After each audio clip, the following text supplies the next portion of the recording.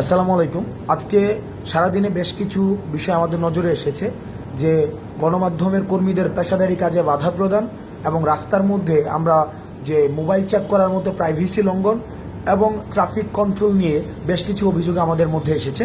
আমি প্রথমেই বলতে চাই যে আমরা নির্যাতকের পরিবর্তন চাইনি, আমরা নির্যাতনেরও পরিবর্তন চেয়েছি।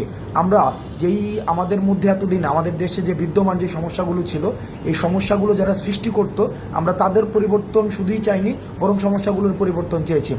ছাত্রলীগ যেভাবে আমাদের ফোন চেক করে দেখেছিল যে আন্দোলন সংশ্লিষ্ট কোনো ছবি আছে কিনা, এবং তারা আমাদের শিক্ষার্থীদের উপরে নির্যাতন করেছে ফোন চেক করার মধ্য দিয়ে, এবং সেটি প্রাইভেসি লঙ্ঘন হয়েছে, আমরা তখন সেই বিষয়টির প্রতিবাদ জানিয়েছি। কিন্তু আজকে আমরা দেখেছি যারা বৈষম্য বিরোধী ছাত্র আন্দোলনের পরিচয় দিয়ে তারা বিভিন্ন মোড়ে এই যে ফোন চেক করে মানুষের প্রাইভেসি লঙ্ঘন করেছে, যেটিকে আমরা অত্যন্ত নিন্দনীয় কাজ মনে করছি এবং সেটির আমরা প্রতিবাদ জানাচ্ছি এবং তাদেরকে আমরা হুঁশিয়ার করে দিতে চাই, আপনারা এই ধরনের কাজের আর কখনোই পুনরাবৃত্তি করবেন না। কারণ এই ছাত্রলীগীয় কায়দায় যে কাজগুলো হয়, আমরা সেটিরও কিন্তু পরিবর্তন চাই। দ্বিতীয়ত, আমরা খবর পেয়েছি যে ধানমন্ডি 32-এ আমাদের গণমাধ্যম কর্মীদের অনেকেই তাদেরকে ছবি তুলতে বাধা দেওয়া হয়েছে, ভিডিও ফুটেজ নিতে বাধা দেওয়া হয়েছে।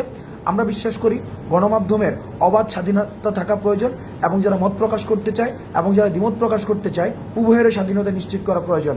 সেই জায়গা থেকে আজকে যারা ধানমন্ডি 32-এ যারা গণমাধ্যম কর্মীদেরকে তাদের পেশাদারি কাজ করতে দেননি, তাদের এই কাজের আমরা নিন্দা জানাই। গণমাধ্যম স্বাধীনতা নিশ্চিত করার জন্য আমরা ফেসিস্ট গভর্নমেন্টের সময় আমরা যেটি দেখেছি যে গণমাধ্যমকে স্বাধীনভাবে কাজ করতে দেয়নি, সেই কাজের পুনরাবৃত্তি আমরা এখন আর চাই না। গণমাধ্যমের স্বাধীনতা উন্মুক্ত করা হোক। তৃতীয়ত, আমরা ট্রাফিক কন্ট্রোলের যে বিষয়টি, সেই বিষয়টি নিয়ে আমাদের কিছু বিষয় আমাদের কাছে পর্যালোচনা এসেছে যে ঢাকার বিভিন্ন প্রান্তে স্বতঃস্ফূর্তভাবে শিক্ষার্থীরা ট্রাফিক কন্ট্রোলের কাজ করছে, সেটি অবশ্যই ইতিবাচক।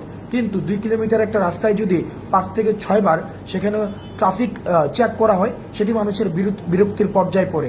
সুতরাং যারা বিভিন্ন পয়েন্টে ট্রাফিক কন্ট্রোলের কাজ করছে, তাদের প্রতি অনুরোধ থাকবে, আপনাদের কাজটি অনেক বেশি মহৎ এবং অনেক বেশি মহান, এবং এই ক্রান্তিকালীন সময়ে আপনাদের অবদান অনস্বীকার্য। কিন্তু আপনারা নিশ্চিত করবেন আপনারা যাত্রীদের সাথে এবং ড্রাইভারদের সাথে এমন কোনো ব্যবহার করবেন না যাতে করে আমাদের বৈষম্য বিরোধী ছাত্র আন্দোলন বা আমাদের রাষ্ট্র সংস্কারের যে কাজটি শিক্ষার্থীরা স্বপ্রণোদিত হয়ে করছে, সেটিকে কোনোভাবে প্রশ্নবিদ্ধ করা যায়। আমরা আমাদের রাষ্ট্র সংস্কারের কাজ অব্যাহত থাকবে, এবং যতদিন না পর্যন্ত রাষ্ট্র সংস্কারের চূড়ান্ত প্রতিফলন আমরা সামনে দেখতে পাচ্ছি, ততদিন পর্যন্ত এই রাষ্ট্র সংস্কারের কাজ চলবে। আপনারা ভালো থাকবেন। সালামু আলাইকুম।